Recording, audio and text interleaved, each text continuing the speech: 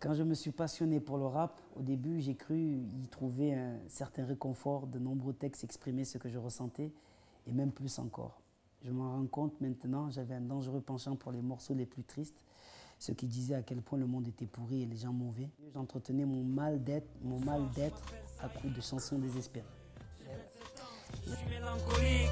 Une obscure clarté d'esprit guide sa mélancolie. Le rappeur Soprano nous livre, entre ombre et lumière, l'histoire de ses vertiges dans Mélancolique Anonyme.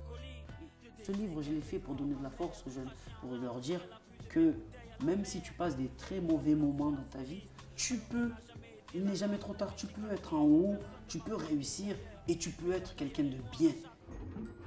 Sa carrière, Soprano la commence en 2002 dans le groupe Psychiatre de la Rime, avec ce titre phare que son père va tout de suite détester. Ce qui me dit, j'ai sacrifié tout ça pour que tu sois un bandit? Je comprends pas. C'est ça que tu veux faire, c'est ça ton avenir, c'est comme ça que tu perçois ton truc? Moi, ça m'a mis une grosse claque direct. Je me suis dit non. Dans mes textes, je ne peux pas être violent, je ne peux pas être vulgaire, je ne peux pas crier à la haine. Justement, imaginer sa vie avec une nouvelle manière d'écrire, par respect pour ses parents. Soprano va relever ce gage paternel et multiplier les tubes. Envoie le mic à Marseille, on le fait.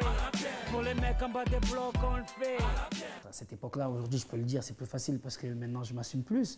Mais je ne m'aimais pas. Je ne m'aimais pas physiquement, je ne m'aimais pas. Je disais, t'as pas de courage, regarde les jeunes des quartiers. Donc, je me rabaissais beaucoup. Toutes ces sommes-là ont fait que je n'avais pas une superbe opinion de moi et une opinion de la vie et du monde. Et c'est vrai que ça m'a poussé à vouloir faire une grosse bêtise. Moi je suis juste Saïd. Et cette grosse bêtise, c'est une tentative de suicide dont il parle aussi dans son livre.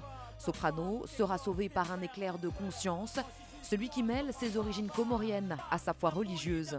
Mais il y a aussi ceux qui l'entourent à Marseille, ceux qui vivent, comme lui dit-il, en cosmopolitanie.